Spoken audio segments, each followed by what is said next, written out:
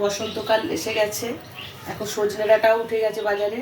সজনে ডাঁটা দিয়ে আমি কিছু একটা বানাবো, ডাঁটাগুলো দেখে বুঝতে পারছেন। সজনে ডাঁটা কিন্তু খুব উপকারী, সেটা সবাই জানে, বলার আর প্রয়োজন আছে বলে মনে হয় না। সে সজনে ডাঁটা দিয়ে আমি বানাবো আজকে তেঁতোর ডাল। তেঁতোর ডাল বানাতে লাগছে, আমি পেঁপে কেটে নিয়েছি, সজনে ডাঁটা কেটে নিয়েছি, আর উচ্ছে কেটে নিয়েছি, ঢ্যাঁড়স কেটে নিয়েছি। লাগবে হচ্ছে মুগ ডাল, আমি সোনা মুগ ডাল 1 বাটি নিয়ে নিয়েছি। ডালটা ভেজে আমি এখন সিদ্ধ বসাবো। ডালটা ভেজে নেব।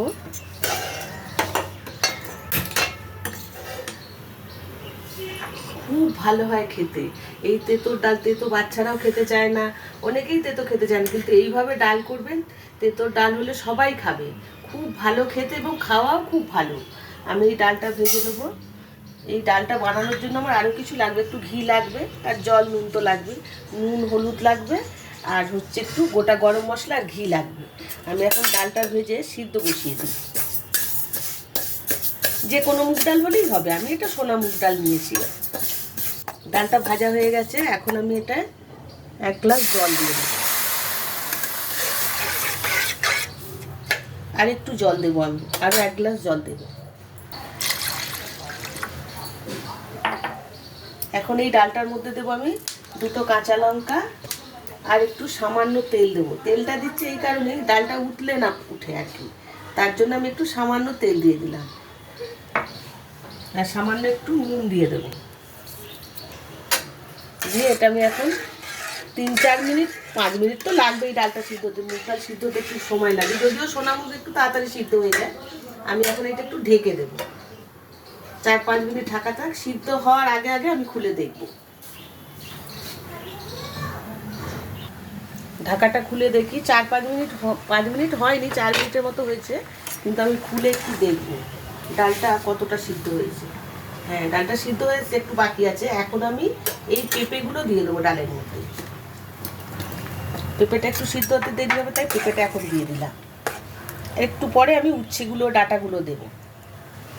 একটু সিদ্ধ হয়ে নিক, পেঁপেটা হাফ সিদ্ধ হয়ে গেলে আবার ঢাকা দিয়ে দিলাম 2-3 মিনিট। 2 মিনিট হয়ে গেছে, এখন ঢাকাটা খুলে দেখি। ডালটা পুরো সিদ্ধ হয়ে গেছে, কিন্তু পেঁপেটা হাফ সিদ্ধ হয়েছে। এখন আমি এই উচ্ছেগুলো দিয়ে দেবো। উচ্ছেগুলো সব কাঁচা, আমি এই ডালের মধ্যে দিয়ে দিলাম, আর দিয়ে দেবো এই সজনের ডাঁটাগুলো। ঢ্যাঁড়সটা আমি এখন দেবো না, ঢ্যাঁড়সটা ফোড়ন দেওয়ার পর দেবো, কেন ঢ্যাঁড়সটা তাড়াতাড়ি সিদ্ধ হয়ে যাবে, তো লোদ লোদ হয়ে যাবে। এই যখন ফোড়ন দেবো তারপরে আমি এটা দেবো। এখন আমি আরও 2 মিনিট ঢেকে দেবো, উচ্ছেটা, পেঁপে, ডাঁটা একটু ভালো করে সিদ্ধ হয়ে যাক। ঢাকাটা খুলে দেখি, এখন সমস্ত সবজিগুলো আমি দিয়ে দিয়েছিলাম, ঢ্যাঁড়সটা বাদে।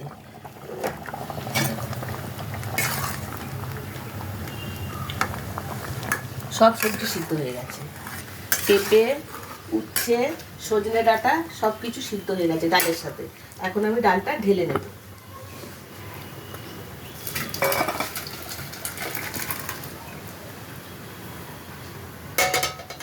কড়াইটা একটু ধুয়ে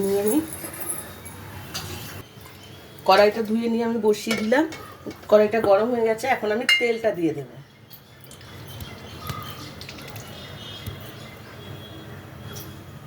তেল দিয়েছি ফোড়নে, আর দেবো একটা শুকনো লঙ্কা আর তেজপাতা, দেবো একটু গরম মশলা, এলাচ আর দারচিনি,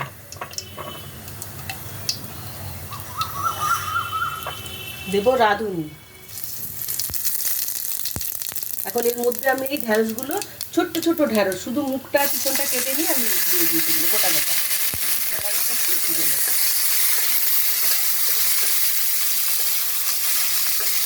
হালকা ভেজে নিলাম, আমি এর মধ্যে ডালটা দিয়ে দেবো।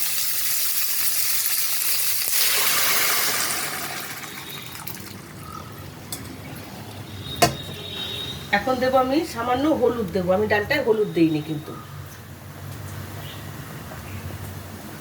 নুন আমি দিয়ে সিদ্ধ করেছিলাম, যদি লাগে প্রয়োজন মতন পরে আমি নুন দেবো, কিন্তু নুন মনে হয় আর লাগবে না। তো ঢ্যাঁড়সটা একটু সিদ্ধ হয়ে গেলে আমি এটা 1 চামচ ঘি দেব। ডালটা রেডি হয়ে গেছে, ভেন্ডিগুলো সিদ্ধ হয়ে গেছে। ভেন্ডি তো একটু ভাব লাগলেই সিদ্ধ হয়ে যায়, এখন আমি এইটার মধ্যে দেব 1 চামচ ঘি, দিয়ে আমি নামিয়ে নেব। 1 চামচ ঘি দিলাম। এই গরমকালে তেঁতুল ডাল খুব ভালো লাগে। গ্যাসটা আমি বন্ধ করে দিলাম, দিয়ে আমি ডালটা নামিয়ে নেব।